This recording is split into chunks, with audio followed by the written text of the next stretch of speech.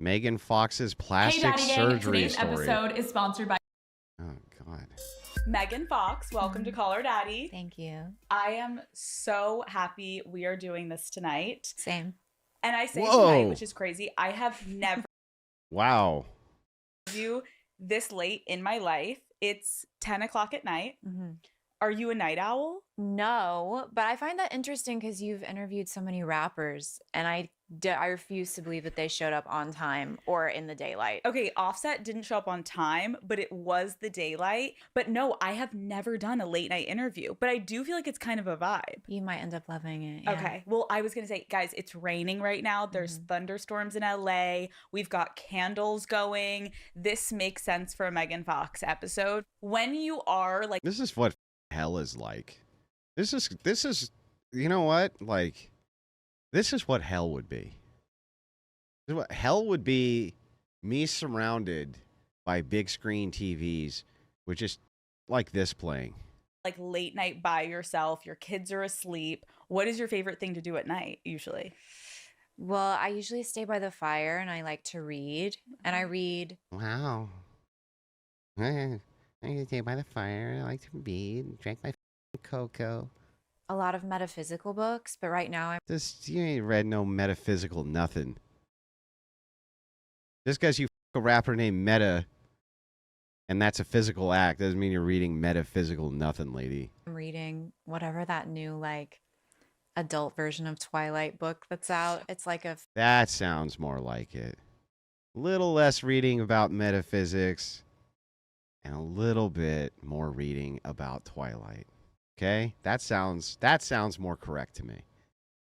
Little less on metaphysical stuff, a little more on creepy 100-year-old vampires who bang teenagers. That sounds more in line with what I was thinking.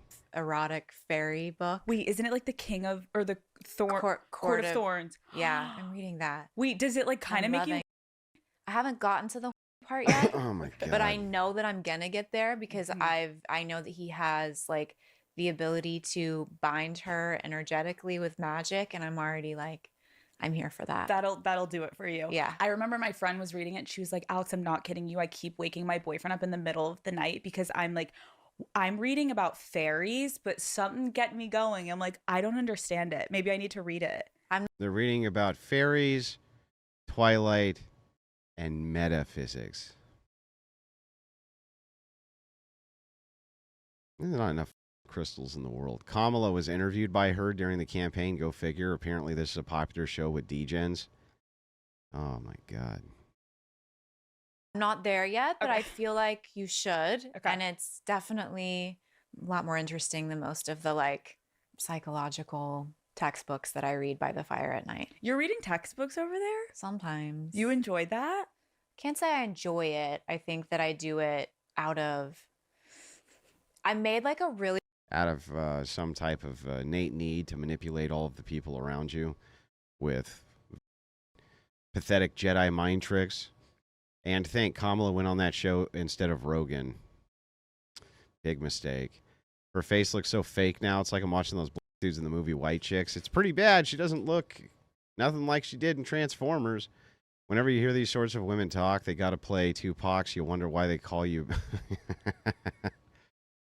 Fun fact, 50 Shades of Grey was a fanfic of Twilight. No really shock. clear decision when I was young to avoid the pitfalls or like the traps of social media or just internet usage in general. And so I kind of go out of my way, and maybe it's annoying to be this way, but to counter that by attempting to educate myself. By the way, I didn't graduate high school. So I think a lot of that is just like pursuing things that I'm interested in and wanting to have as much information about it as possible, and trying to not become just like a plebeian or like a mindless, brainwashed sheep. I think most of I never would have thought. When you're reading metaphysical books and Twilight, and I don't know how you keep up. of us today are mindless sheep because I feel that way sometimes when I'm on social media too much. I'm like, what is happening up here? Like I'm not, when is the last time I had an original thought? I'm mindlessly scrolling. Yeah, We got to it get gives me Never. The answer is anxiety. Like I never. have group chats with my friends and they'll The send last me time links you to had things, but I don't. last time you had a original thought was well, it's just never. You've never had one in your whole life. Let's not kid ourselves. Keep like the Instagram app downloaded or anything like that. So- But even just like if they send me a link to something on Twitter and I open the Twitter website, just the energy from the website gives me so much anxiety that I feel like I immediately contract like ADHD. Oh, that's what I'll just make the noise all of you are making. Second, like ADHD is my anxiety. Collectively, it's just this sound from men. Just please, please. Am I torturing the chat with this? I feel like I am. You guys get tortured then. And I can feel how my thoughts are not able to sustain the same way. And that's just from being exposed to it for like 5 seconds. 30 seconds. Megan's Yeah. like, get me the out of here. So I can't imagine like what it's doing to everyone, especially like younger kids that are starting so early with cell phones. It's actually terrifying. It's like a Mhm. drug. Call Her Daddy is brought to you by T-Mobile. When it things to do with my kids, and some of them were fake sleeves because I was like, oh, my kids will love to do this. And I did it on me and I was like, wow, I love it. And I instantly made an appointment to get my arm done. And I started it, but the artist I was working with had a different vision than what I wanted. And so we got halfway up my arm. Dust in the Wind was playing and just that line repeating over and over again. Nothing lasts forever, Oh my God. but the earth and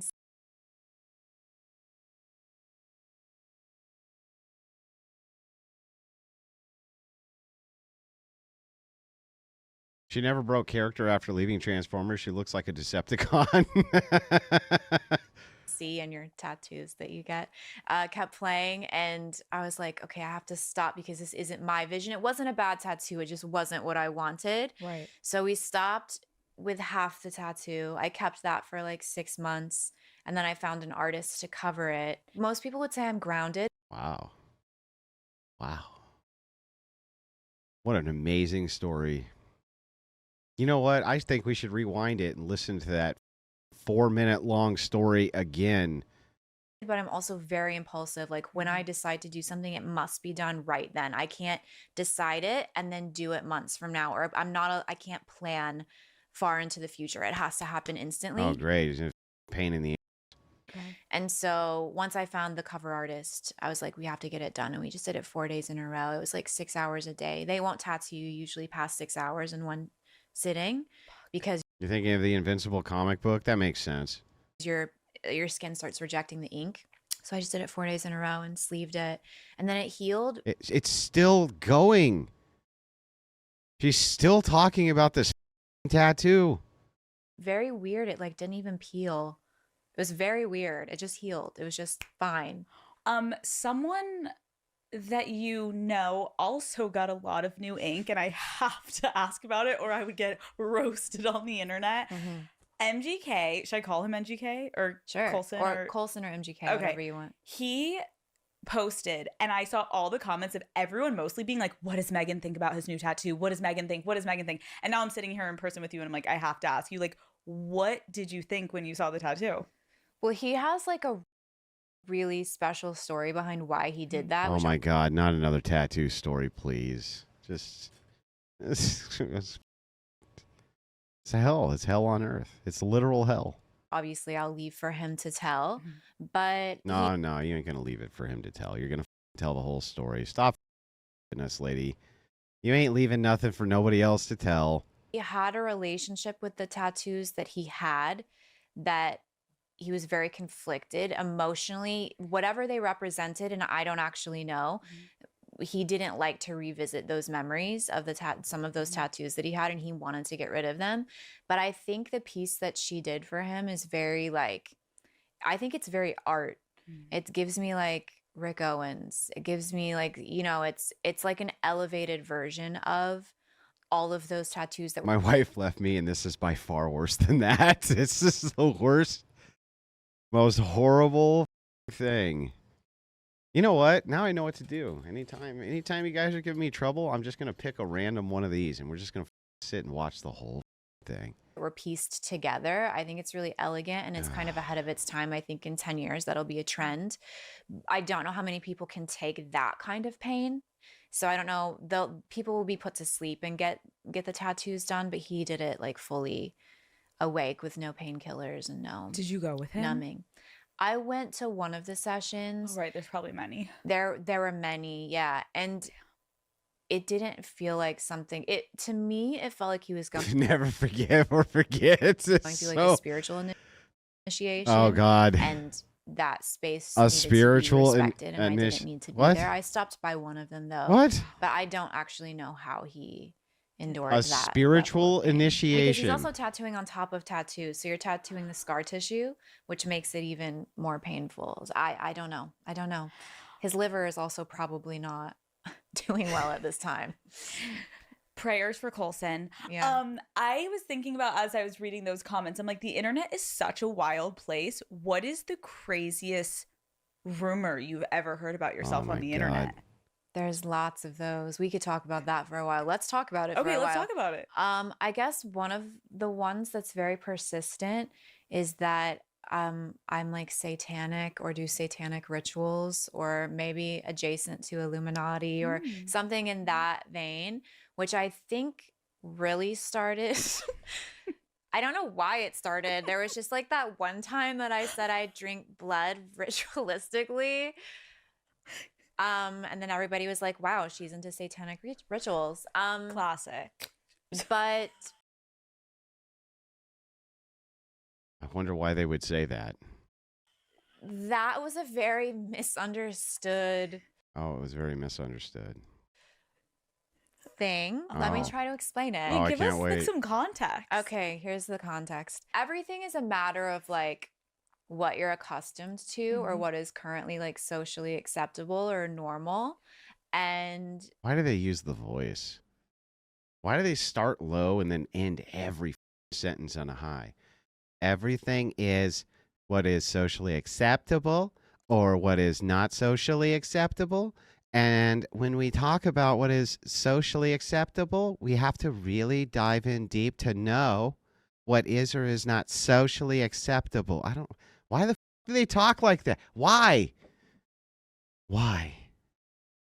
back in like the 50s even, how many times did you see, like, probably never, but like on Leave It to Beaver or like movies from back then or even the 80s, how many times did you see like little boys would go out with like their little pop guns and they would cut their fingers and like be blood brothers, right? And they're like, we're best friends forever now, and they would like smush the blood together on their fingers. Uh-huh.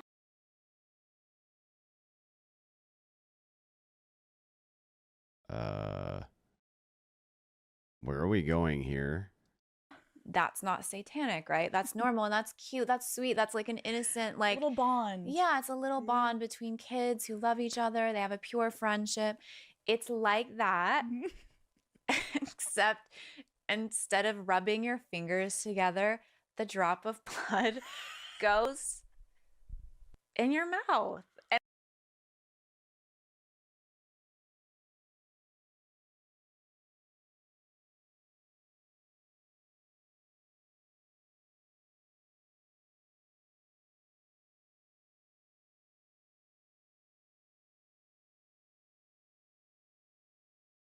And I don't know why that becomes satanic. I understand people are like, hey, that's weird, but guess what I think is weird? Oh, what else is what's weird? What do you think is weird? I think it's weird that girls are out here letting guys in their mouth and they don't know these guys. You're letting somebody put their in your mouth and you don't know what he does. He doesn't even have a job. You met him on Tinder. He's an entrepreneur or whatever. He's in a startup. And you just let him in your mouth. That's disgusting. That makes my back hurt. That makes me sweaty. So you. You're so offended that I got a drop of Machine Gun Kelly's blood in my mouth.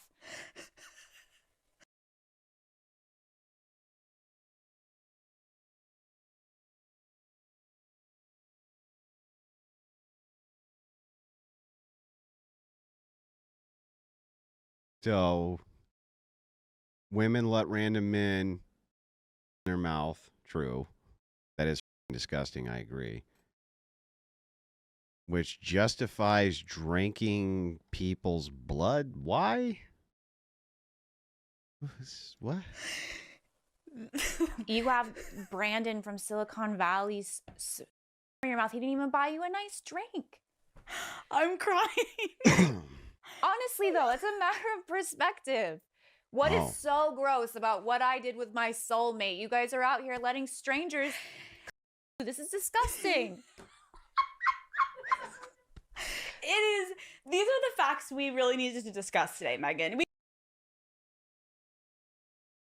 For the grift. Good night, Crucible crew. Gotta cry. I don't blame you, dude. I would leave too. We could end the interview here. You know what I mean? Because I can't do anymore. I just can't do it.